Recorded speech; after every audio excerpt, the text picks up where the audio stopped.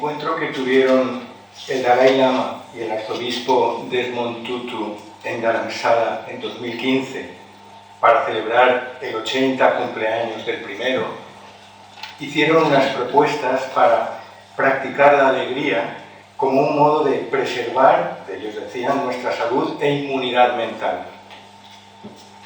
El libro que la recoge señala que el arzobispo nació en el lugar que se supone que fue la cuna de la humanidad, lo que le hacía decir que en realidad, aunque lejanos, todos somos parientes. Y los dos coincidían en que la fuente de la verdadera alegría reside en nuestras relaciones. En inglés a los familiares se les llama relatives, aquellos con quienes tenemos relación. Y si nos remontamos a los orígenes, todos lo tenemos. Es hoy una nueva alegría y un motivo grande de gratitud, muy especialmente a Berta Meneses, en primer lugar por su generosa invitación y por su enorme confianza. Solamente el capítulo de gratitud ya llevaría una conferencia entera. Pero también, siempre vinculados a ella, a quienes han orquestado este encuentro, sus hermanas de la comunidad filipense, a las personas responsables de la Casa Espiritualidad, a los amigos que siguen su enseñanza en el Sendero del Zen, y a los ponentes, Montserrat Castellán, Jalil Bárcena. Jalil quizá no me recuerde, pero nos conocimos en Ávila en el año, no recuerdo cuánto, hace más de 15 años. 2007, hace pues ya tanto tiempo. Y Javier Meloni, por supuesto, así como a los músicos Silvia Vidal y Ramón Núñez. Gracias, Silvia, por todo lo que dices, cómo lo dices. Por la posibilidad preciosa de reconocernos así verdaderamente entreverados en origen y en el presente, en el regalo de la presencia en el compromiso, que es promesa compartida, que eso entraña. Hoy muy especialmente quisiera rendir especial homenaje a la religiosa Julia Tejerina, a quien Lori y yo siempre recordaremos con el mayor afecto. Cuando Berta me comunicó su fallecimiento, escribía de ella, se caracterizaba por su sencillez y por preguntar siempre, ¿necesitas algo? Esa era Julia, una disposición que es el mejor espejo de lo que abordaremos juntos estos días, en mi caso, de la mano del monje del siglo XX, Thomas Merton. ¿Me oyen bien desde atrás?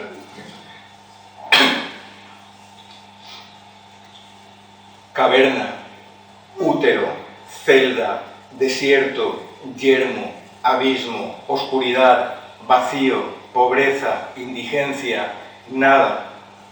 Esa constelación de imágenes en el ensayo de Thomas Merton, Notas para una filosofía de la soledad, sugiere condiciones de ausencia, de negación y despojamiento que paradójicamente sostienen una visión para una agenda de transformación social profundamente esperanzada y constructiva.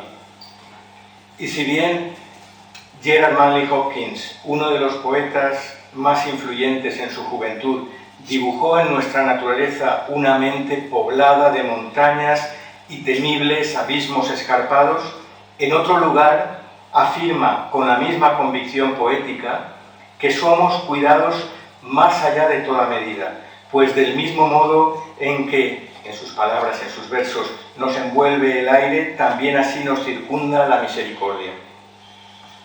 Y si al decir de una estudiosa de Merton, en efecto la misericordia urde la trama de la vida y la visión de Merton, para el especialista que ha estudiado la dimensión de la sabiduría en su obra, toda ella, toda la obra de Merton, es consonante con el descubrimiento fundamental de que la misericordia revela en el Evangelio el corazón humano divino de la realidad.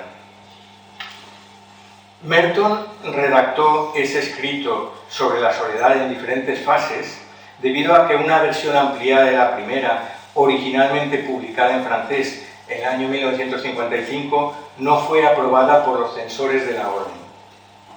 En esas páginas comienza reconociendo que todos los seres humanos son en realidad solitarios y menciona los ejemplos norteamericanos extramuros de la institución monástica de Henry David Thoreau o de Emily Dickinson. Consciente de que no podemos vivir al margen de la sociedad, al final de su vida, Merton defiende abiertamente un tipo de marginalidad deliberadamente escogida. pues en sus palabras, el oficio del monje o de la persona marginal, la persona que medita o el poeta, es ir más allá de la muerte, incluso en esta vida, ir más allá de la dicotomía de vida y muerte, y ofrecer de ese modo un testimonio de vida. En sus notas, Merton señala desde el inicio el papel de la sociedad que, además de protección y cuidado, proporciona a cada uno de sus miembros la oportunidad, son sus palabras, de trascenderse en el servicio a los demás y por ello convertirse en persona. Para Merton, la persona pues se construye en relación, pero una relación particular que es donación, y no cualquier donación, sino donación de sí. Esto es que además de algo dado, la persona es alguien dándose, la modalidad de relación que construye comunidad, algo de lo que tanta experiencia tienen en una comunidad como esta. Pese a la radicalidad de sus páginas, y si no lo han leído todavía recomiendo su lectura de ese ensayo Notas para una filosofía de la soledad, sus reflexiones no prescriben el aislamiento, la alienación física o el repudio de la sociedad. Antes bien, en ellas describe, para reivindicarla, una topografía de la soledad interior como un país secreto, una suerte de palacio de ninguna parte, un no lugar o utopos no imposible, sino en el que, por estar vacío de sí, el ser humano puede acometer, de nuevo las palabras de Merton, la tarea apenas comprensible, incomunicable, de abrirse camino a través de la oscuridad de su misterio, hasta que descubre que ese misterio y el misterio de Dios se confunden en una realidad que es la única realidad. Si esa es la soledad a la que se nos convoca, la sociedad que nace de ella, mucho más allá de lo que las palabras puedan sugerir, es un cuerpo. Él lo escribe con mayúsculas. Un cuerpo habitado por el verbo cuyo propio lenguaje no está sujeto a la forma de las mismas, ni puede reducirse a pensamientos o a cosas, sino que es, de nuevo Merton, el indecible latido de un corazón dentro del corazón de la propia vida. Se trata de un cuerpo que, no obstante, habla, y de un verbo que, silente, se encarna.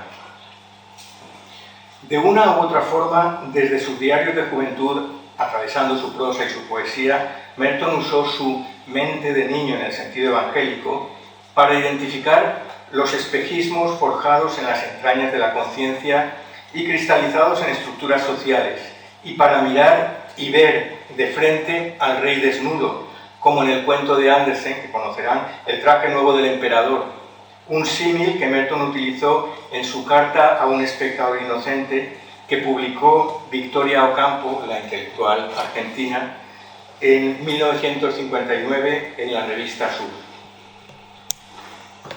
Amiya Chakrabarty, el editor del Diario de Asia de Thomas Merton, a quien Merton dedicaría su libro El Zen y los pájaros del deseo, rememora un momento que refleja ese modo de mirar, ya sin edad, al final de su estancia en la Tierra.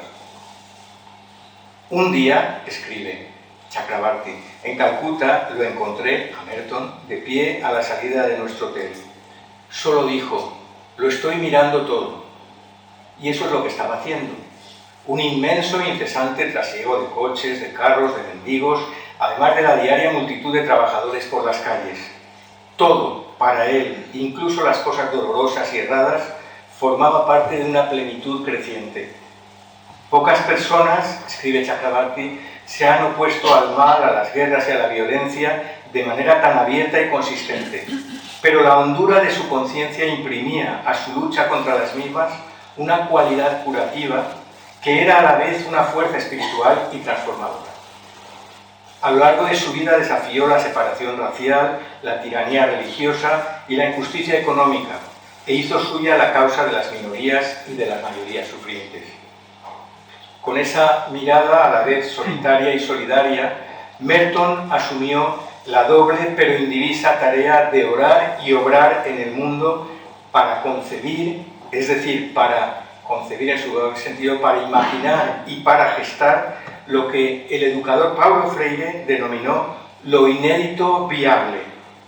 Lo inédito viable. Es inédito, todavía no se conoce, pero es viable. Es viable. Y ahí radica buena parte de la confianza de Merton en las posibilidades del ser humano. Pues, a decir de Merton, las viejas respuestas ya no bastan. Lo hizo como expresión de su personalidad multifacética de diversas maneras. Es decir, esa tarea la asumió de los siguientes modos, entre otros. Empezando por tratar de discernir lo real frente a lo falso, en primer lugar en sí mismo. En sí mismo. Desvelando las ficciones y engaños en la génesis de toda suerte de violencias simbólicas y reales y en la configuración de comportamientos convencionales, eso que el sociólogo Pierre Bourdieu definió como habitus o habitus, un concepto que tomó prestado de Santo Tomás de Aquino. En tercer lugar, lo hizo también denunciando el conformismo o la complacencia, incluso, y si cabe más todavía, en la esfera religiosa. Rechazando, a continuación, las abstracciones cuando se usan para blanquear acciones inhumanas en situaciones y conflictos concretos. Y a todos se nos vendrán a la mente los conflictos concretos que antes eran quizá lejanos, ahora ya cada vez menos. Haciendo del perdón y de la misericordia imperativos de justicia y asumiendo finalmente contradicciones al otorgar un significado profundo, mucho más allá del sentido común, a las paradojas existenciales, como ilustró con ironía y con un fino humor en El camino de Chuang Tzu. Por eso para Merton claramente, y aunque necesaria, la soledad no es separación. En su infancia Merton ya había conocido en soledad y en sociedad distintas modalidades de alienación. La escuela de caridad y el silencio elegido de su profesión monástica le permitirían descubrir que otra vivencia interior y otra convivencia genuina son posibles. Fruto de ese aprendizaje, con su obra prolífica y poliédrica, estas son palabras del Papa Francisco en el año 2015, desafió las certezas de su tiempo y abrió horizontes nuevos. Tras adoptar la ciudadanía norteamericana, Merton denunció con verbo profético la discriminación racial, la intervención del gigante americano en Vietnam y el uso mortífero de la fuerza nuclear. Mediante su palabra y desde su ermita rompió barreras, tendió puentes y convocó a contemplativos, a artistas y activistas para explorar juntos, con pasión y con compasión, las raíces espirituales de la protesta y las razones últimas para la esperanza.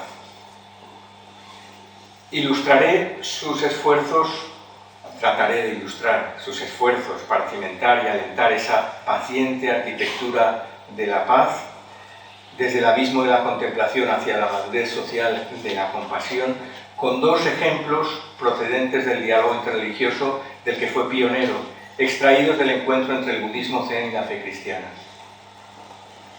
Se hace necesario, antes de ello, me perdonarán porque haré excursiones, paréntesis, y regresaré, se hace necesario antes de ello introducir una breve contextualización.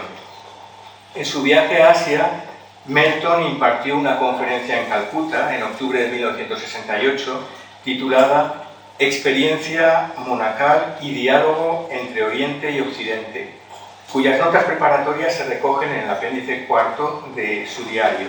En ellas comienza por aclarar que utiliza el término monástico en un sentido amplio, subrayando como rasgos del mismo cierto apartamiento, desapego y soledad, y el interés por la profundidad interiormente radical de las propias creencias filosóficas y religiosas.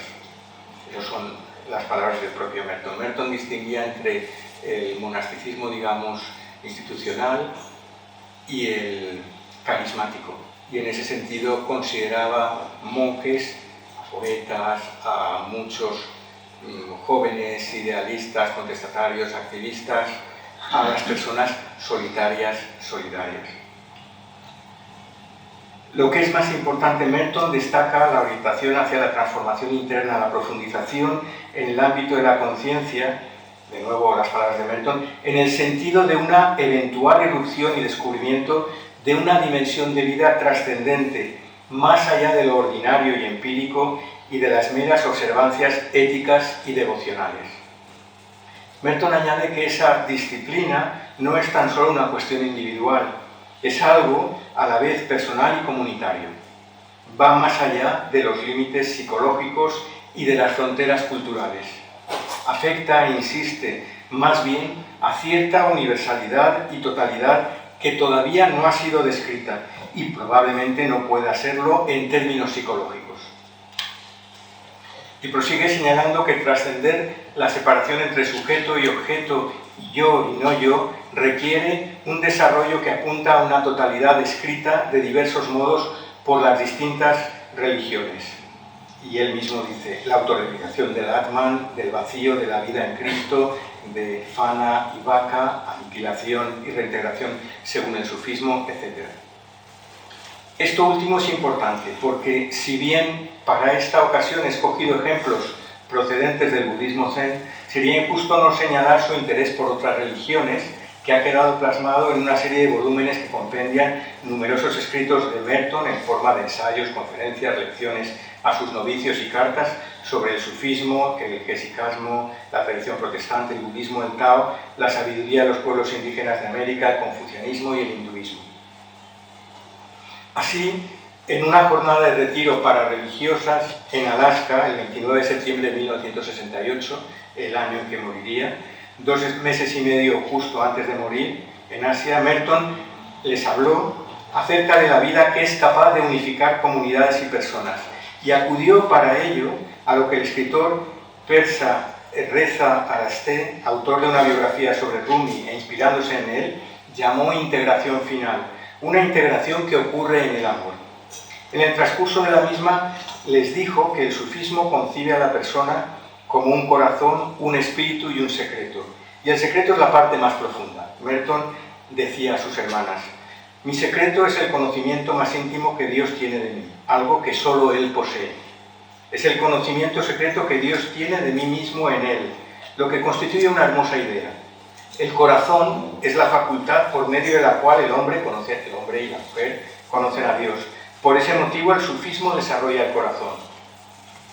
Esta es una idea, seguía diciéndoles, muy importante en la vida contemplativa, tanto en el sufismo como en la tradición cristiana. La idea de desarrollar un corazón que conoce a Dios.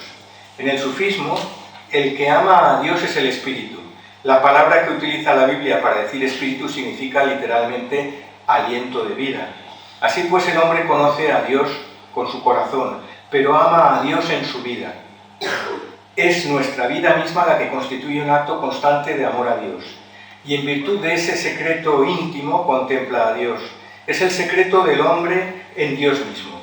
Los sufíes han expresado ya bellamente en qué consiste en realidad ese secreto. Es la palabra sí o el acto del sí, les seguía diciendo Merton. Es la afirmación secreta que Dios pone en mi corazón. Y ese es el secreto de Dios. Él conoce mi sí incluso cuando yo no lo he pronunciado. Mi destino en vida, mi integración final, es descubrir ese sí de modo que mi vida sea total y plenamente un sí a Dios, un asentimiento completo a Dios. Antes que Merton, el cardenal John Henry Newman, quiero referirme a él también especialmente por su vinculación con los oratorios Felipe Neri, ya había abordado el misterio de la savia que alimentaba hasta hacerla fructificar esa afirmación de Dios y a Dios en una obra clave, compleja, ensayo para contribuir a una gramática del asentimiento. Allí se pregunta, ¿puedo alcanzar un asentimiento más vívido del ser de Dios que el que le es dado meramente a las nociones del intelecto? Él se formulaba ya esa pregunta. ¿Puedo ingresar con un conocimiento personal en el círculo de verdades que conciben ese gran pensamiento por encima del pensamiento? Merton se reconoce igualmente en deuda con Henry Newman, pero no quería destacar únicamente el contenido de ese sí que está más allá de afirmación o negación, sino el hecho de que Merton habla precisamente de lo que para él constituye el pulso vital de su existencia entera a sus hermanas católicas con el lenguaje de otros hermanos, esta vez sufíes, traduciendo de ese modo, en cuerpo, en ejemplo vivo, e insuflando realidad a ese asentimiento, un sí radical y sin fisuras que, siendo un asentimiento radical y sin fisuras a Dios, lo es a todos sus hijos. Y lo hace de esa hermosísima manera. Merton, como constatamos, vio que la chispa divina, descrita por el maestro Eckhart como la razón más alta o el entendimiento iluminado, reside en latencia solícita en toda persona sin excepción. Y no solo eso, sino que es ese ascua o semilla de luz lo que nos singulariza al tiempo que nos unifica. De ahí su intuición profunda de que la llamada a ser monos, uno con Dios, con los semejantes, con uno mismo, no puede quedar enclaustrada, aun cuando sean necesarios, y esa fue su opción, espacios en los que, con una dedicación particularmente intensa que quizás alcance un compromiso sacramental, se cultive y se avive esa llama para que su fuego prenda en todos. Al propio tiempo hay que decir que Merton ya se había percatado de que, si bien ese anhelo es universalmente compartido porque es constitutivo del ser humano, la sociedad está plagada de formas de distracción masiva, es su expresión, su imagen, expresiones de lo que Pascal denominó divertissement, una diversión sistemática que puede desviar nuestra atención de la luz verdadera, haciendo divertirse hasta morir, siguiendo el gráfico símil de Neil Postman en su libro de título homónimo. Él escribió un libro que se llamaba así, Amusing Ourselves to Death, divertirnos hasta morir, algo que a muchos, tristemente, quizá no resulte familiar de ciertos entornos. En su juventud, Merton reconoció la articulación de sus propios dilemas personales y las contradicciones de su entorno en el ensayo de Aldous Huxley, Fines y Medios, que llegaría a desempeñar un papel crucial en su propia conversión. Para Merton, si todavía hoy resulta escandalosa la figura de Jesucristo, es precisamente debido a su integridad y a la coherencia suma entre sus palabras, sus hechos y su ser, pues proclamándose camino, verdad y vida, no mostró doblez alguna entre su acción compasiva y su visión misericordiosa. Remontándose a las fuentes de su tradición y tendiendo puentes con Oriente, que otros tras él cruzarían en ambas direcciones, Merton enseñó a superar falsas dicotomías entre cuerpo y cosmos, amor y sabiduría, caritas y caruna, gnosis y ágape, iluminación y profecía. En otro ejemplo magistral de consistencia máxima entre los fines y los medios, San Juan de la Cruz nos avisa en una lógica que desafía todo cálculo. Donde no hay amor, pon amor y sacarás amor. En el centro mismo de la comprensión cristiana de uno mismo y del otro como persona, que se hace precisamente por el amor, se encuentra la relación trinitaria, en un universo experimentado como una comunión de sujetos antes que una colección de objetos. Es ese rasgo singular en el que Merton encontró un lugar de encuentro, y ya podría parecer extraño, en la Trinidad encontró un lugar de encuentro con representantes de otras tradiciones religiosas en su sincero y común empeño por la paz. A ese respecto me referiré brevemente, ahora sí, después de este largo excursus, y a modo de ilustración, en primer lugar, al descubrimiento de Merton en la experiencia del vacío de Huineng, el sexto patriarca del Chan o del Zen de China, de una sorprendente estructura trinitaria. Y aun cuando Merton admite que esa intuición no es teológica y ni siquiera explícita o manifiestamente religiosa, no obstante subraya, ello implica inevitablemente una realización en el amor. Volvemos al ensayo con el que empezaba. En sus notas para una filosofía de la soledad, Merton ya había señalado que la vocación de la soledad no es la vocación al cálido sueño narcisista de una religión particular. Es la vocación de estar plenamente despierto, son sus palabras. Una aspiración compartida con diferentes énfasis por budistas y cristianos, seguro que por representantes de otras religiones. Descubrir una entraña trinitaria en la vivencia del vacío tiene enormes implicaciones, lo que comienza a elaborar en el ensayo Místicos y Maestros Zen. lleno de hondos y originalísimos hallazgos luminosos en los que, si bien de manera incidental, Merton señala con perspicacia que en la traducción al inglés vertida por Daitaro Suzuki de los textos de Winen, quien lo dio a conocer en Occidente, Suzuki pensaba obviamente en Eckhart, a quien el propio Merton también recurrirá en su diálogo con Suzuki. Poco más adelante, Merton subraya que el doctor Suzuki, en tanto que divulgador autorizado en la tradición Rinzai del Zen, en el encuentro que tuvo con él en Nueva York en junio de 1964, le admitió abiertamente que lo más importante de todo es el amor. Merton recoge en su diario: el aspecto en el que el doctor Suzuki más insistió, tanto en el cristianismo como en el budismo, es el amor, por encima incluso de la iluminación. La preocupación recurrente de Merton por la misericordia, la pureza de corazón y la consecución de la paz a la luz de las bienaventuranzas, que Merton considera precisamente aspectos del amor, sostiene el alcance vasto e incisivo de su mensaje. De las bienaventuranzas, raíz y fruto del amor, su premisa y su promesa, podríamos decir, la profesora Asunción Escribano, de la Universidad Pontificia de Salamanca, señala lo siguiente: su mera pronunciación conlleva su realización. Está hablando de las bienaventuranzas. Igual que todas sus promesas, las bienaventuranzas en boca de Cristo se concretan y se realizan al ser pronunciadas por proceder de quien emanan. Se hacen al ser dichas y abarcan no solo al futuro, sino que anudan los tiempos. A ese aire, estaba dando ella una conferencia sobre San Juan de la Cruz, pone su pico el pájaro solitario. Lo novedoso, añade, de las palabras de Jesús frente a las de cualquier otro, por más poder y autoridad moral que tenga, es que esta realización abarca todas las formas del lenguaje. Incluso, algo inédito en cualquier otra palabra que no proceda de él, afecta a los imperativos, que en el anuncio cristiano no obligan a nadie, sino que ofrecen en libertad lo que en ellos se formula. Levántate, toma tu camilla y vuelve a casa. Sígueme, Lázaro, sal afuera.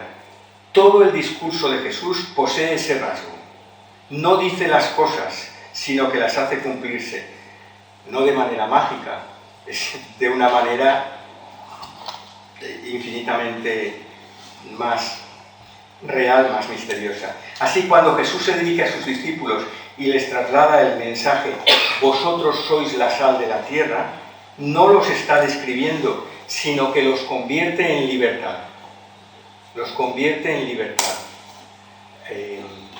Cuando el activista por la paz Jim Forrest fue a visitar a Thomas Merton siendo muy joven, Merton estuvieron hablando de distintos temas y Jim Forrest tenía inquietudes y le preguntaba por la misa.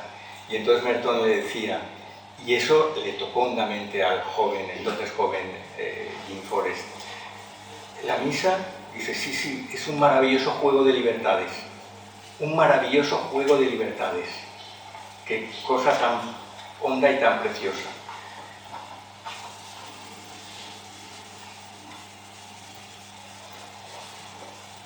Al ser humano le es delegada, concluía Asunción Escribano, por derivación, esa cualidad de hacer real lo nombrado, cuando ha hecho de la palabra de Dios carne en su vida y cuando ha llegado a comulgar en su cuerpo esa palabra. El interés de Merton por la renovación monástica, por el diálogo interreligioso, por los problemas sociales y medioambientales, es su respuesta personal a ese imperativo que es una invitación a la libertad de una forma de vida presidida por la caridad, el desprendimiento y la humildad. Las bienaventuranzas nos recuerdan que cuando se nos pronuncia para el mundo, nuestro mismo suelo del nacimiento es el paraíso. En palabras de Merton, somos, afirma, el nuevo paraíso de Dios en el que se yergue Cristo, el árbol de la vida, horizonte de la contemplación y raíz de la acción compasiva. Y en este punto me gustaría proponerles un pequeño esfuerzo, invitarles a asociar estos conceptos a rostros, situaciones, noticias, hechos, episodios concretos, relatos, acontecimientos, escenarios reales de su propia vida cotidiana que los acerquen al terreno real. pues hay vínculos estrechos entre el mundo de la experiencia y las ideas derivadas pero no alienadas de ellas. Los discípulos de Cristo están doblemente urgidos hoy a percibir el reino en medio de este tiempo histórico y revolucionario de crisis, decía ya entonces Thomas Merton, y a ser signos e instrumentos de la compasión divina, viendo y sirviendo a Cristo en y siendo Cristo para los abandonados y desposeídos. Ahora bien, si las bienaventuranzas ofrecen una forma de ver el mundo a través de los ojos de Cristo, llenos de misericordia, y entrañan un modo de vivir acorde con tal mirada, el despertar de Buda al vacío, esto es, la pureza transparente y cualidad prístina de todo cuanto existe, alumbró un nóctuple sendero de liberación a partir de su compasión por todos los seres que sufren. Poco antes de morir, Merton se refirió a su experiencia de despertar en Asia en términos del todo afines a la sensibilidad budista. Él decía: todo es vacío y todo es compasión. Por otro lado, su epifanía descansaba en su reconocimiento de la esencia de la vida monástica como una determinación a ocuparse de una completa transformación interior, o en las enseñanzas de Casiano, que él había introducido a sus novicios, la necesidad de poner cada observancia monástica al servicio de la pureza de corazón. A propósito de esa modalidad de visión con el ojo de un corazón puro, vacío de obstrucciones y henchido de misericordia, la teóloga Bonnie Thurston explica de forma oportuna que en la antigüedad se consideraba que el ojo operaba de modo similar a una lámpara que proyectaba su luz interna sobre los objetos, que sólo de esa manera podían ser vistos. El ojo, así visto, refleja y es a la vez reflejo del corazón. Si el corazón está limpio y despejado como un cielo claro y luminoso, sin nubes que lo cubran, el ojo es uno, esto es, sin doblez, simple y sincero, a tal punto que proyecta la luz ecuánime del cielo que habita en el ápice del alma sobre la tierra. En la Escritura añade: Dios mora en la luz y da luz. Así, cuando la religiosa canadiense Elaine McInnes, perteneciente a las misioneras de Nuestra Señora y maestra Zen, preguntó a su propio maestro budista llamada Koun Roshi lo que creía que había de ser la oración para los cristianos, éste le respondió sin la menor vacilación: la oración había de ser lo mismo que para los budistas.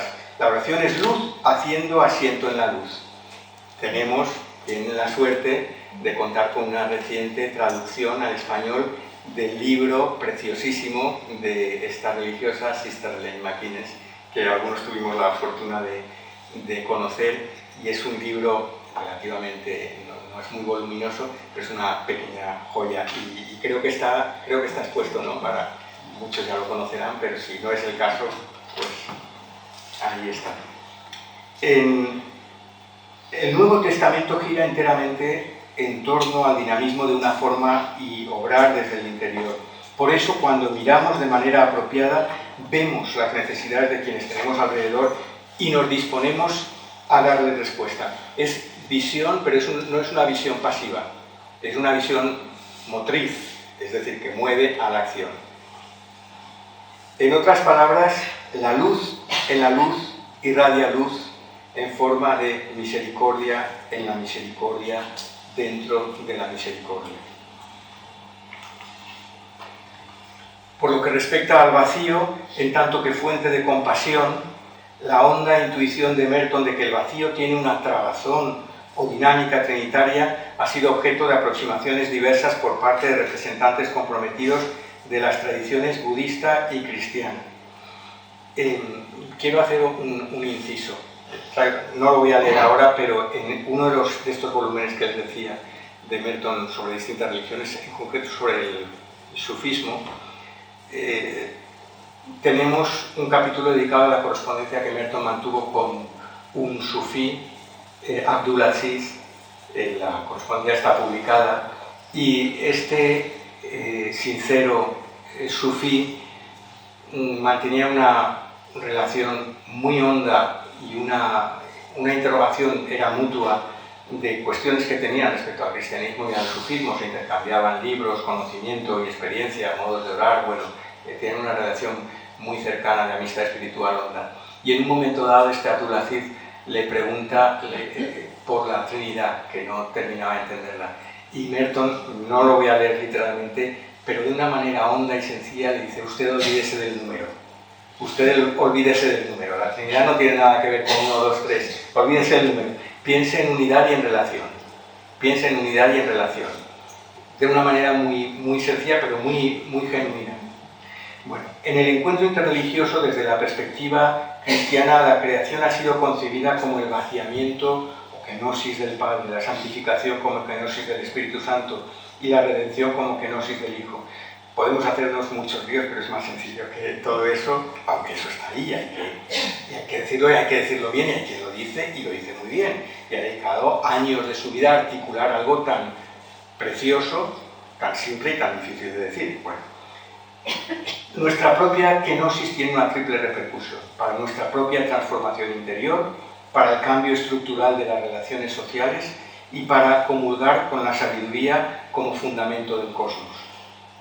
Eso que pudiera parecer muy abstracto o nebuloso se encarna de forma existencial cada vez que reconocemos y nos hacemos cargo de Jesús abandonado en los menos preciados, hambrientos y sedientos, pobres, enfermos, prisioneros, emigrantes, perseguidos. Berta abordó la identificación profunda de Jesús con todos ellos el año pasado en su reflexión de Semana Santa sobre las 7 palabras de Cristo en la cruz. Creo que se encuentra accesible en internet, creo que está grabado, y si no lo han oído, seguro que sí, muchos, pero recomiendo, y más en este tiempo, nos acercamos a la semana de Pascua, recomiendo que lo escuchen, porque son también palabras no solamente de sabiduría, son palabras de amor, de mucha hondura. Bajo esa luz se han encontrado concomitancias entre la pureza de corazón subrayada por Merton, de la que brota la acción misericordiosa, vivir para y amar al prójimo, y bodhicitta, el corazón de la iluminación. Jesús abandonado encarna la kenosis redentora de Dios, la unidad en la que el cielo y la tierra se encuentran y se hacen nuevos. Si desde la perspectiva interreligiosa lo anterior define en el ámbito cristiano la vocación de la Iglesia como siervo sufriente, para Masao Abe, el vaciamiento del yo libera a la persona y le permite vivir de forma compasiva, orientada a aliviar el sufrimiento del mundo. En ese sentido, el vacío, él decía, ha de entenderse antes como verbo que como nombre, como proceso mejor que como estado, lo que hace justicia a su función dinámica y creativa.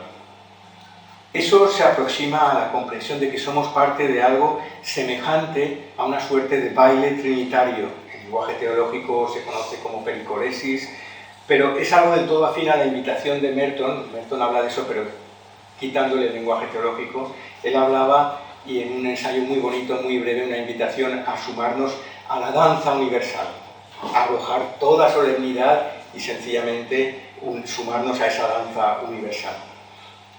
Volvemos al ensayo de inicio. En la sección tercera de Notas para una filosofía de la soledad, el ensayo con el que iniciábamos esta incursión, dedicada a la pobreza espiritual, Merton define ese yo profundo como el mismo Cristo y afirma que a menos que alguien se vacíe y entre en soledad, que no en insularidad, no podrá hacer entrega de sí en amor. Por eso, para el profesor de Friburgo, Gisbert Bersaque, desde la perspectiva que mira hacia el Dios trinitario, el yo tiene que ampliarse mediante el él y el tú, convirtiéndose así en un nosotros. Eso, afirma, puede acontecer, puede suceder, si la fórmula primordial no es yo pienso, sino yo creo en el amor. Yo pienso, la definición del ser pensante cartesiana, pero la sustitución por algo infinitamente más abierto y de más hondura, y que sin negar el papel extraordinario del pensamiento no lo absolutiza. Esa visión no solo obliga a una revisión a fondo de los presupuestos epistemológicos, la forma de conocer de la modernidad respecto a la comprensión del individuo como ser pensante, sino que proporciona elementos hermenéuticos, modalidades de interpretación para entender de manera nueva las culturas, las religiones y las sociedades. De hecho, el mandamiento del amor, recuerden que el mandamiento es un mandato, pero a la vez paradójicamente es una invitación de suma libertad. El mandamiento del amor, nuestro asentimiento, se traduce en un singular aprecio de lo específico y único de toda alteridad en sus propios términos. Y eso Merton lo captó muy bien.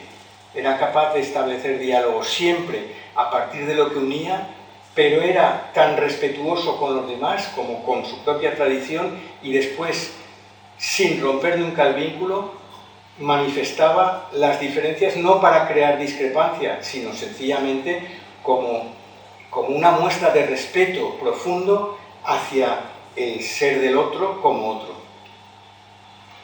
Diferencia y unidad pues ya no se excluyen mutuamente, sino que son coexistentes, y ello no en una esencia divina ajena al orden de la creación, sino en el seno de toda realidad. De forma similar, aquí lo conocen bien, Raimon Pànica se aproxima a la Trinidad como una experiencia humana primordial, el núcleo mismo de la realidad, cuyo misterio nos atraviesa y que él definía como cosmoteándrico, un neologismo que abraza al cosmos, a Dios y al ser humano. Quisiera ahora abundar en la indisociable relación entre la experiencia de la soledad y la proyección social del amor en Merton, usando ahora un segundo ejemplo mediante otro escrito de Merton tardío sobre el Zen, todavía poco conocido entre el público hispanohablante y que tuve ocasión de traducir hace unos años para practicantes del Zen mayoritariamente católicos, a partir del sendero que abrió el misionero jesuita Enomiya Lasai, a quien Merton se proponía visitar durante su estancia en Asia. No pudo ser, murió antes, pero tenía proyectado ese viaje. De nuevo se hace preciso proporcionar alguna información de contexto. Me disculpan los excursus continuos. Me parece importante comenzar señalando unas de las conclusiones del profesor Raab, coeditor del anuario de Thomas Merton, en su importante volumen sobre el diálogo que Merton sostuvo con el doctor Taro Suzuki. Este autor, Raab, este investigador, pone el acento en que, pese a la creciente comprensión mutua entre ambos, para Merton resulta imprescindible que a la iluminación interior acompañe el fuego de la profecía que encarna quien bendice a los perseguidos, sana a los enfermos, libera a los presos y proyecta la luz del espíritu en actos de amor. Incidentalmente, en otra traducción posterior que realicé de un volumen sobre el budismo después del patriarcado, su autora, Rita Gross, defendía igualmente, esta vez desde la atalaya del budismo vajrayana, la importancia de incorporar la fuerza de la voz profética de inspiración judeocristiana a la sabiduría propia del despertar budista. Y ello para que la liberación interior no quede escindida de las liberaciones de toda suerte de opresiones concretas en el decurso de la historia. En adelante pues seguiré este segundo ensayo tardío de Merton, esta vez no sobre el sexto patriarca, sino sobre su sucesor, Zheng-Hui, el séptimo patriarca.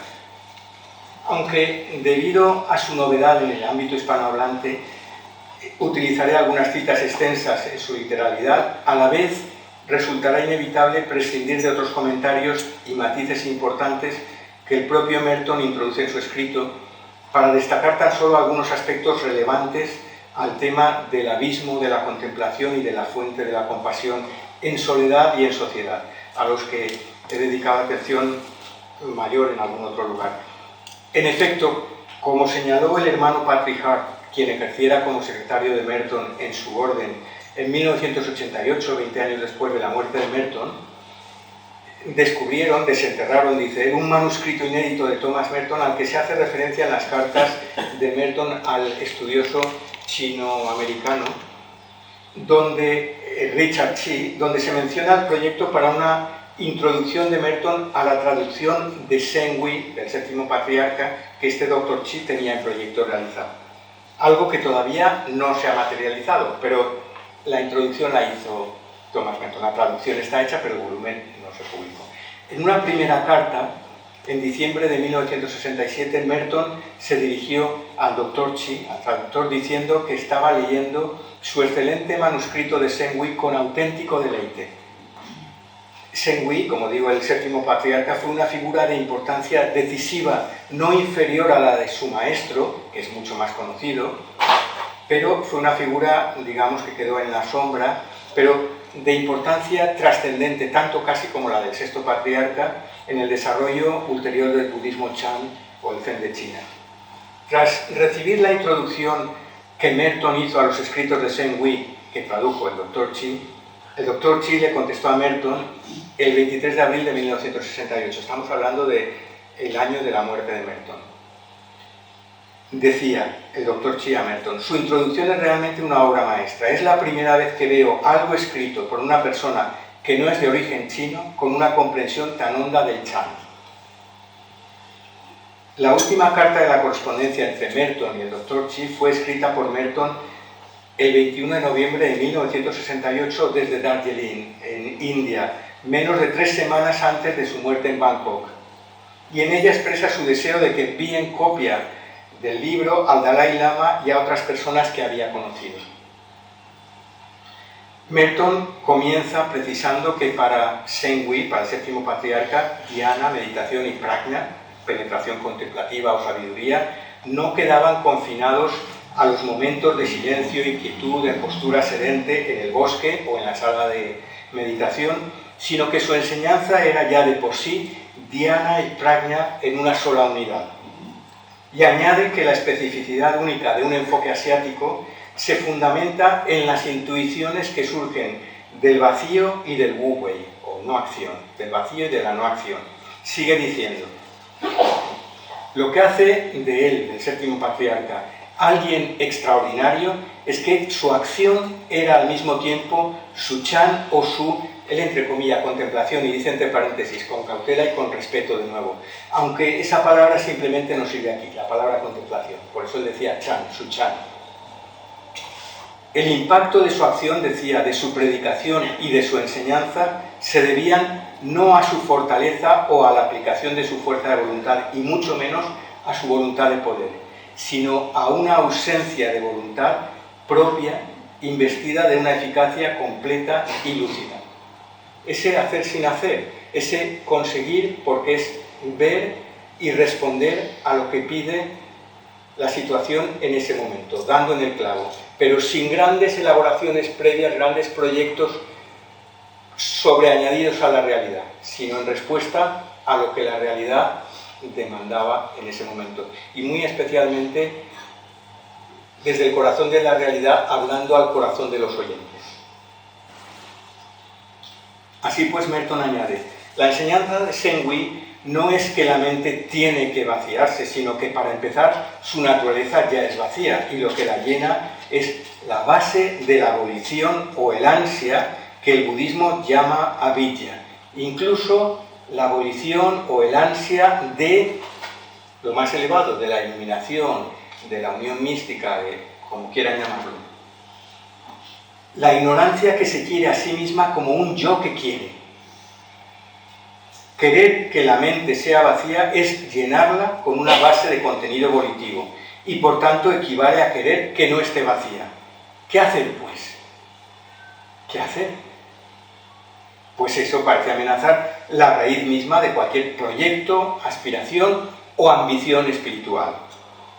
Esa pregunta, formulada de diferentes formas, era una preocupación sincera y honda de Merton, y su deriva, a la vez religiosa y social, se hacía patente en las notas que recoge el 5 de noviembre del 68 en su diario en Asia, donde anticipa que, todo esto puede ser muy complejo y después si quieren me preguntan, pero estoy simplificando, pero a la vez es...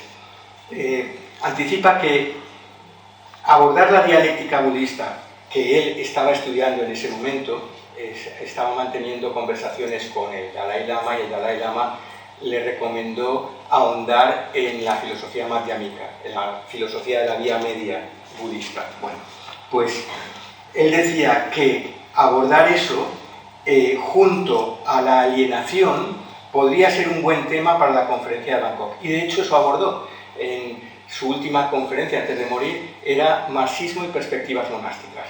Bueno, pues señalaba que tanto el marxismo como el budismo mantienen que un egocentrismo fundamental, mirar por el propio yo, con sus posibles implicaciones económicas, podría conducir a posturas antitéticas, aunque en los dos casos dogmáticas, sobre el yo. Bien para afirmar en un caso que el yo es eterno, o bien en el otro para negar su existencia. Merton defiende una postura de cierta libertad respecto a la determinación de factores económicos y sociales, pero también la necesidad de cultivar una conciencia crítica con la que experimentar el yo de forma dinámica, en un continuo de causaciones e interrelaciones diversas, algunas de las cuales serán económicas, de tipo económico. Es decir, el yo está sin duda condicionado, de eso no cabe duda, pero no absolutamente determinado por dichas causaciones, ni tan solo por las económicas, ni por otras. Condicionado sí, determinado no.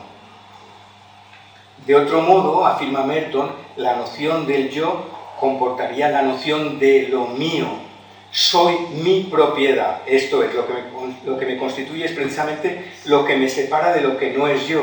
Y así quedo constituido por lo que es mío, de nadie más. Son reflexiones de Merton en el Diario de Asia.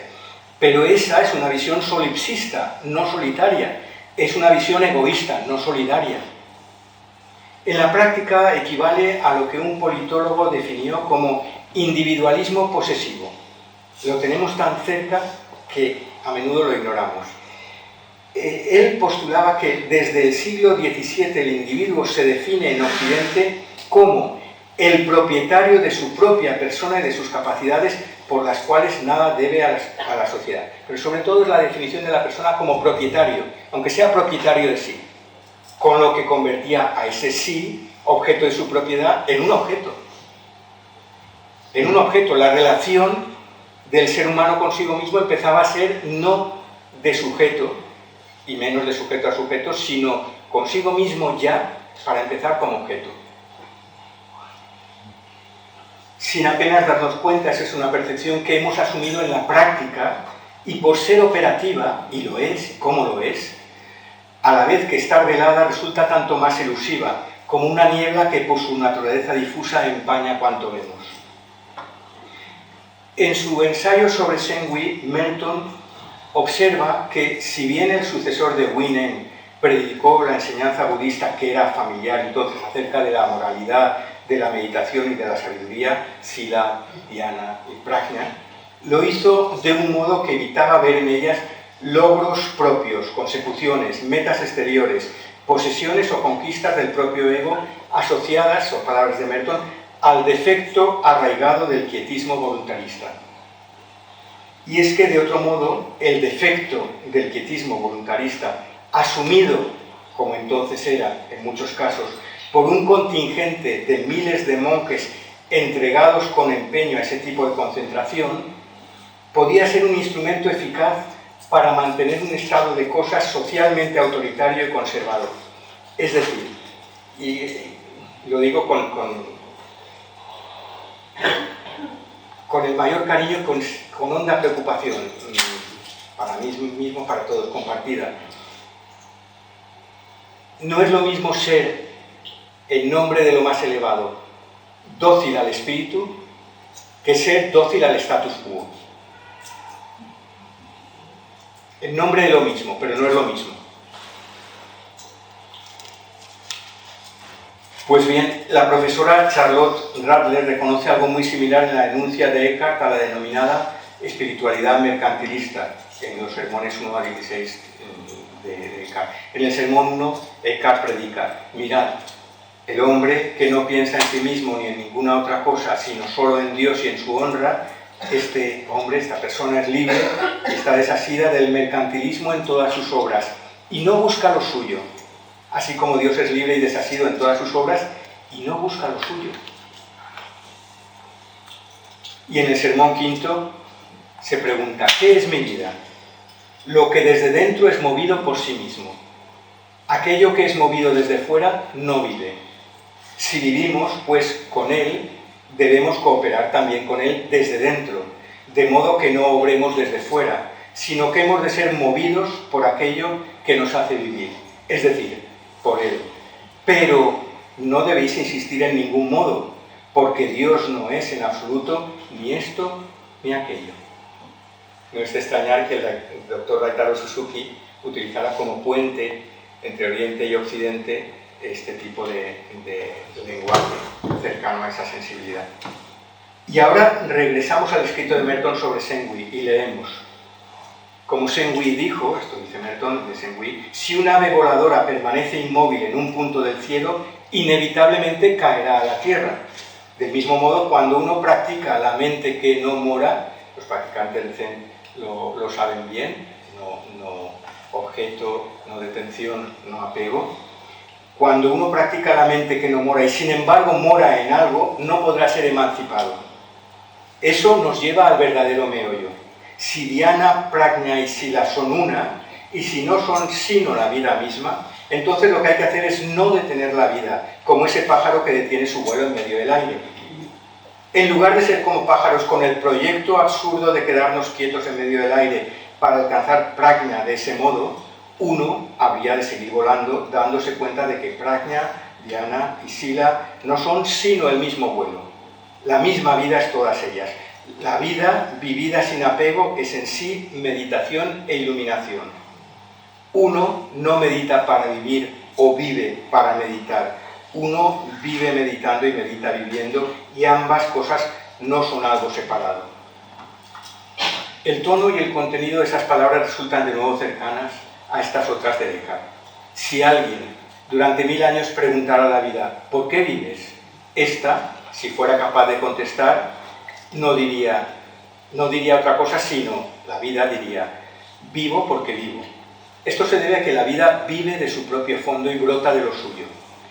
Por ello vive sin por qué, justamente porque vive para sí misma.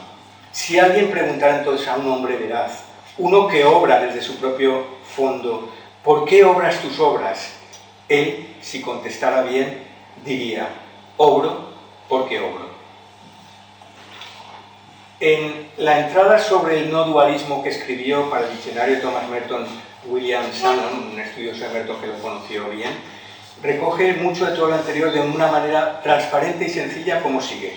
Merton comprendió que no se trata de convencerse a uno mismo de que hay que salir de la dualidad, ni de razonar el camino por el que uno entra en la unidad.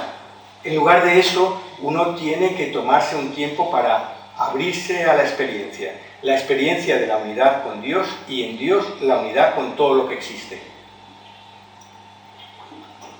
Y es que a Merton le preocupaba ante todo el hecho de reconocer en lo que él llamaba esa fatal división en el pensamiento occidental el fundamento de su obsesión, de nuevo en palabras de Merton, por la voluntad, la consecución de logros, la producción, la autoafirmación y el poder. En una suerte de consonancia de voces que atraviesa tiempos y lugares y cuya reverberación llega hasta el presente, podemos escuchar a Huineng predicando acerca del perfume de la sabiduría y a San Bernardo acerca del perfume de la compasión y percibir en ambos un aire de familia. En el Sutra del Estrado, Huineng se dirige así a su audiencia. El incienso o perfume de la sabiduría significa que nuestro espíritu se ha liberado de todos los obstáculos y que constantemente y con sabiduría practicamos la introspección de nuestra propia naturaleza y que nos abstenemos de realizar malas acciones, que realizamos buenas acciones y no nos apegamos a sus frutos, que somos compasivos hacia los desheredados y los pobres. Este es Huineng.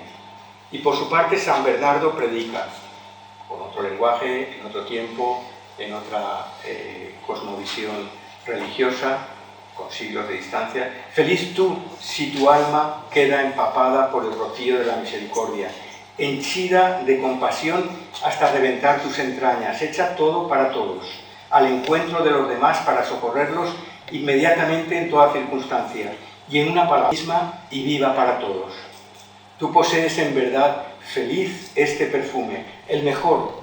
Tus manos destilan su embriagadora suavidad.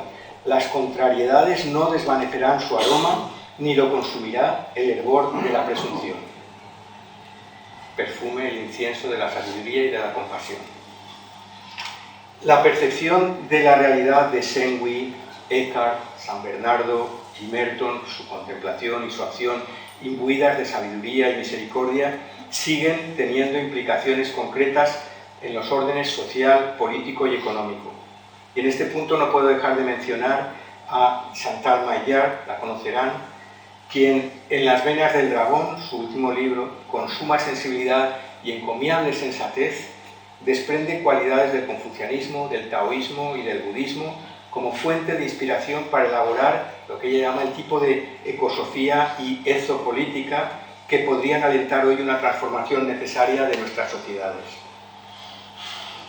En su prefacio a la edición vietnamita de Los hombres no son islas, Merton hace un comentario en el que, donde entonces se refería él a Vietnam, hoy podríamos leer Afganistán, Ucrania, Eritrea, tantos otros lugares de conflicto en los que podamos tener en mente en nuestro planeta.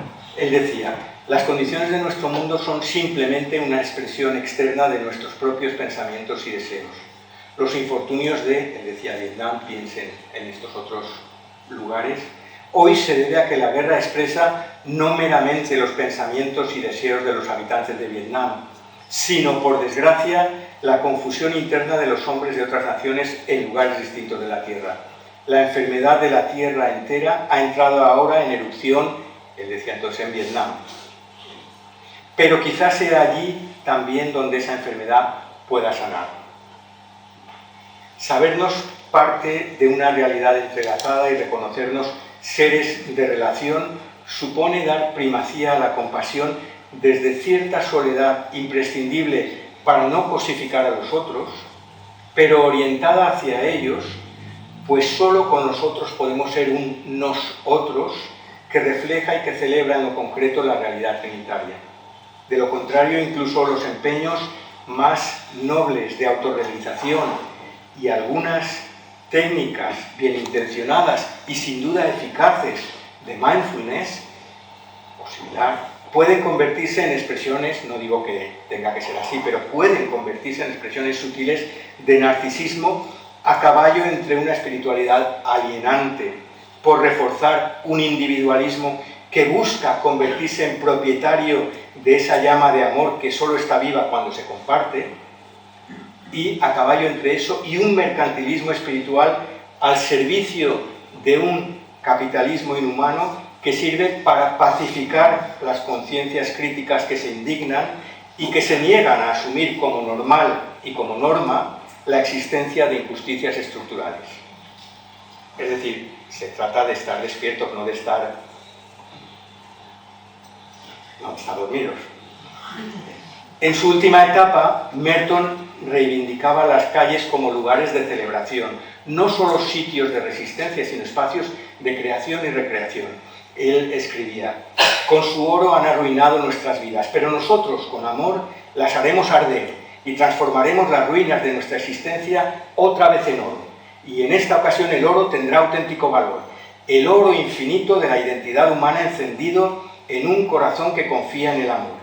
Este es el comienzo, él decía, de la transformación. Un día podremos verlo, exclama.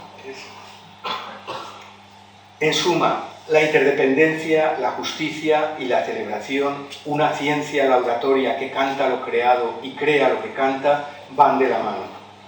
La mente, antes decíamos, citaba al poeta Gerard Manley Hopkins al comienzo, la mente tiene montañas y precipicios escarpados, sin la menor duda.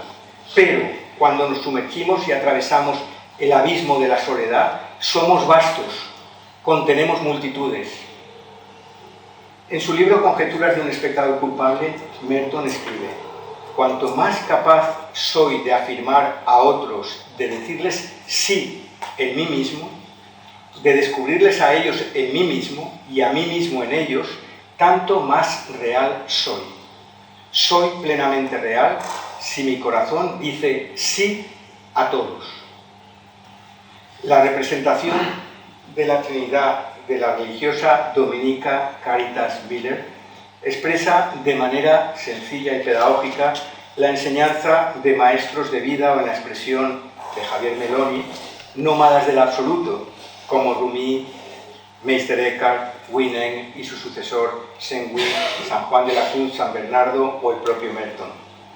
Se trata de un saber que se hace eco de tres rasgos, rayos o rostros de Dios, tres manifestaciones del vacío. Gracia, que significa a un tiempo gratitud, pues somos creados a imagen de Dios, y gratuidad, la médula misma de nuestra libertad interior, que nada puede comprar, pues no es objeto alguno, y por eso no es susceptible de adquisición. Insobornable, alentada por el espíritu que nace instante a instante en nuestro interior, insufla vida y creatividad a nuestra acción en el mundo.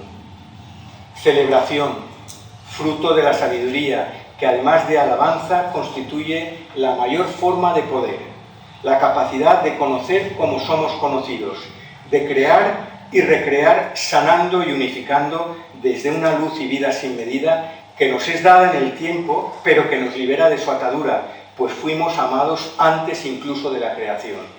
Para Abraham Heschel, con quien Merton mantuvo correspondencia, al principio fue la canción, y la canción es la respuesta humana al comienzo que no cesa.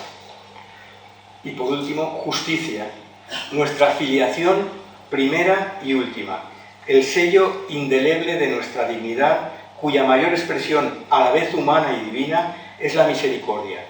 De nuevo Merton, una madurez social del amor que supone al mismo tiempo el desarrollo de una cierta soledad interior y que, encarnada e incardinada en los claustros y en las calles, en los desiertos y en los jardines del mundo, está llamada a actuar de forma tan comprometida como entrañable por estar realmente entrañada en el corazón de la realidad. Gracias.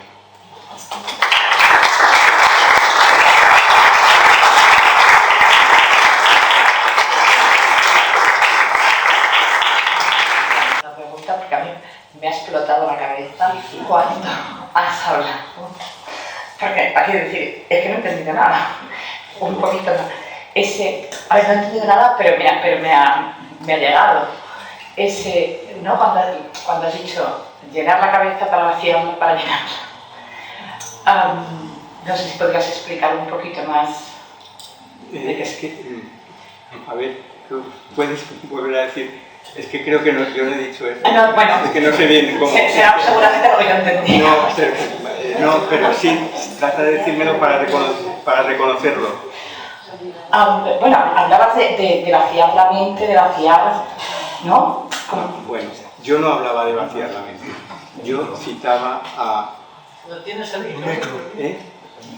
Yo no hablaba de vaciar la mente. Yo citaba a Thomas Merton, que se refiere en la introducción a los escritos del Séptimo Patriarca, que él decía que no se trataba de hacer ningún empeño especial por vaciar nada de nada, sino que en principio la mente ya es vacía.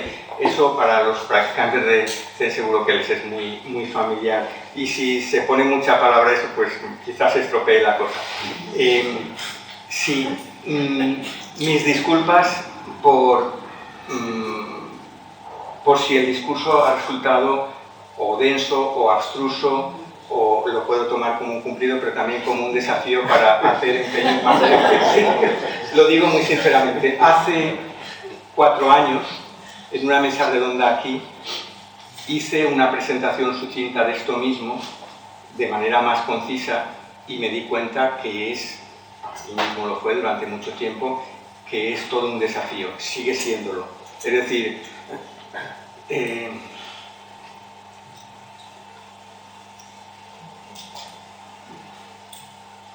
se necesita la comprensión del núcleo, quizás sea más sencilla, y el corazón entiende al corazón y resuena con el corazón, pero se necesitan vidas de estudio, de contemplación, de ahondamiento, de preguntas interiores, de lecturas, de interrelaciones con otros maestros de distintas tradiciones para asomarse un poquito a todo esto.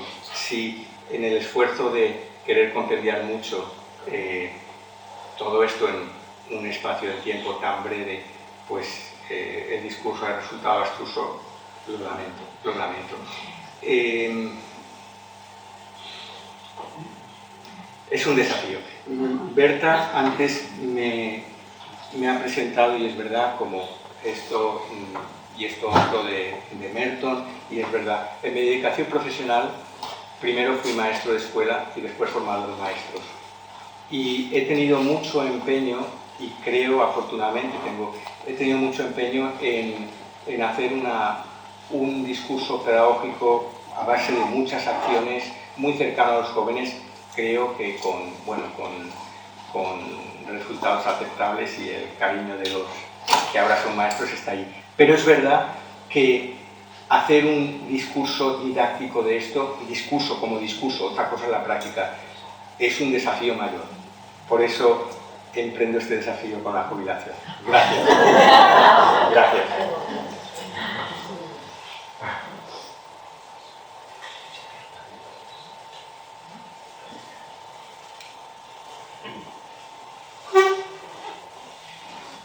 Sí, hola, gracias. Solamente si podríamos hacer una analogía con todo lo que has explicado, como si tuviéramos al sistema nervioso parasimpático, y todo lo que hemos dicho, una cierta analogía. Explícamelo tú, porque ahí sí, no es mi terreno. Sí, que funcionamos solo sin voluntad, sin hacer nada. Sí y no. Sí y no. Y esa es la dificultad de la cosa. Sí y no. Y esa es la dificultad de la cosa. Sí en cierta medida, no en otra medida. Se requiere una disciplina suprema para alcanzar libertad interior. Una disciplina. Los pintores de iconos saben. Es decir, necesitan, y lo hacen, años de oración, ascesis, de conocimiento de las técnicas de tal.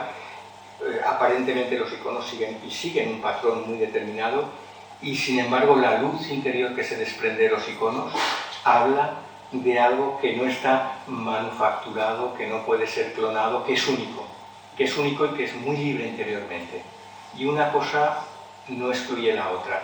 Esa es la dificultad de estas cosas, que él denuncia el quietismo, pero también se podría caer en una postura de, como aquí los alumbrados, ¿no? Hay que andar con sumo cuidado. El equilibrio es muy delicado, es muy difícil, pero podría darse una... porque está el sistema parasimpático... Sí, ese es el solo, ¿no? Y hay otro sistema que no va solo. Pues, y necesitamos los dos. En ese sentido, sí. Es decir, se podría comparar con el sistema simpático y el parasimpático. Sí, efectivamente. Que como si fuera un parasimpático universal, como si dijera. Pero no solamente parasimpático, insisto, no solamente parasimpático. Entonces nos escolaríamos y estaría la cosa fuera de...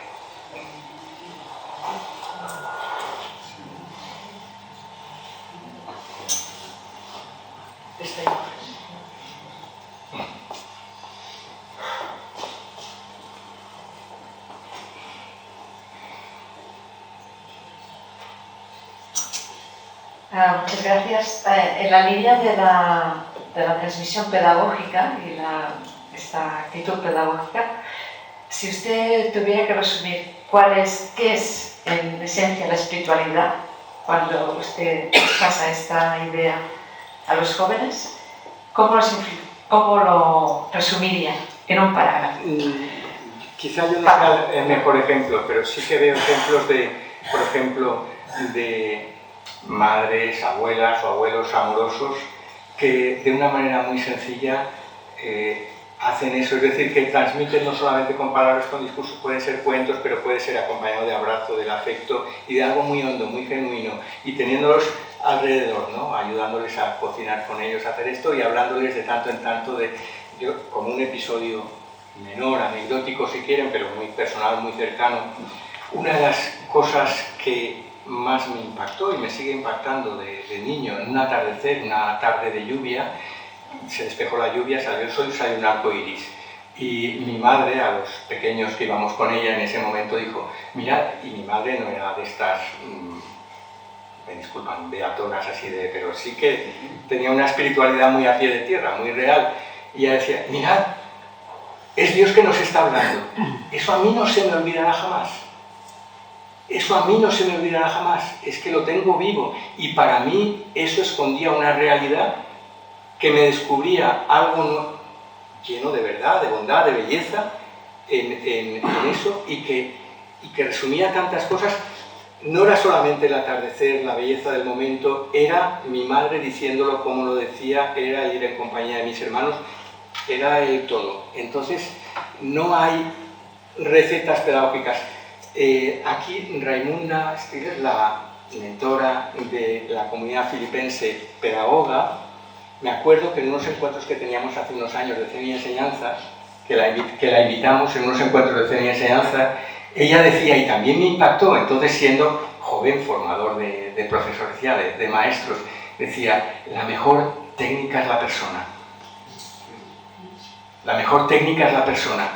Y ella no daba ninguna técnica especial, pero lo reconocí tanto y después me ha ayudado muchísimo en el ejercicio profesional,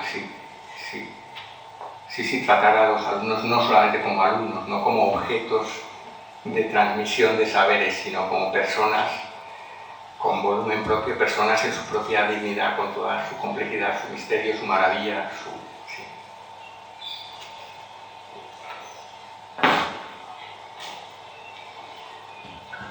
A ver, realmente para los practicantes de Zen no tiene mucha dificultad el discurso de Thomas Merton, lo que pasa es que tú tienes una sabiduría que cuesta llegar a tanto, pero cuando se junta con el cristianismo, algunos tenemos más dificultad en entender dónde están los puntos de unión.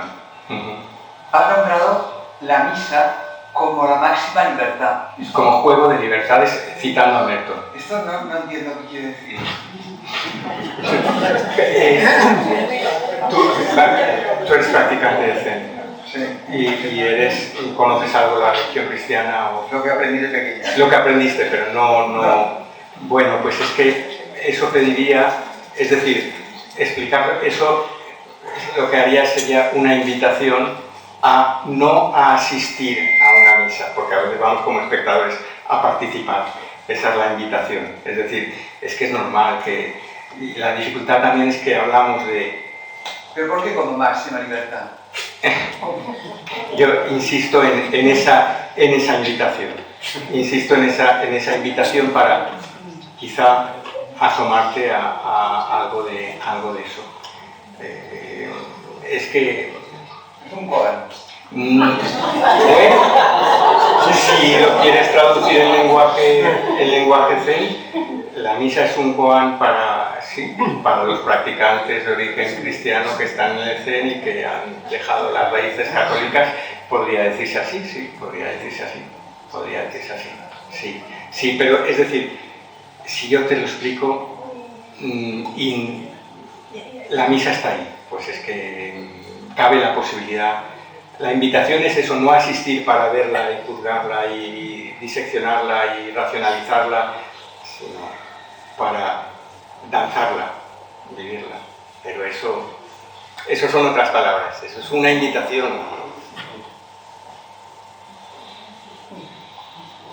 Bueno, la pregunta es si podrías explicar la imagen un poquito.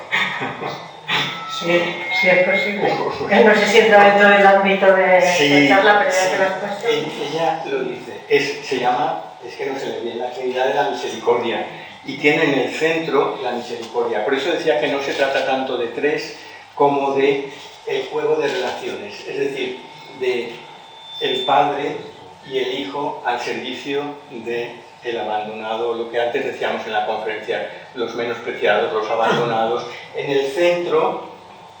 Y lo que preside todo y lo que dinamiza todo es la misericordia. Entonces es un movimiento de amor hacia allí donde hace falta que donde no hay amor, pon amor y encontrarás amor. Pues bueno, es la imagen de la misericordia.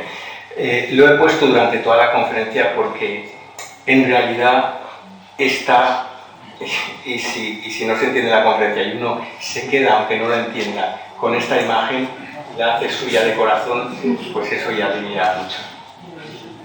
Lo demás Yo soy consciente de que Los tres círculos vienen a significar algo. los tres igual, pero yo insistiría, eso habla de un dinamismo. De nuevo, yo no sé si es o son todos practicantes de Zen. Cuando practican el Zen, por acercarme, trato de hacer un acercamiento, seguro que han experimentado esa autocontención, esa totalidad y completa apertura. Ese estar completamente uno mismo en sí y completamente abierto al universo entero y a más. Es decir, es como los niños cuando están ensimismados. Un niño está completamente absorto en el juego, completamente atento, y sin embargo no está insensible al exterior. Está absorto en el juego y está completamente permeable y abierto a la experiencia de la vida, al mundo. Pues los círculos son cerrados pero completamente abiertos y completamente dinámicos, no encierran. Los anillos para los romanos eran signo de libertad, eran los signos de los libertos. Entonces, bueno, pues para utilizar imágenes, pero de nuevo todo eso es... la invitación es a que se dejen impregnar de corazón por las imágenes. Racionalizarlo mucho quizá lo estropee.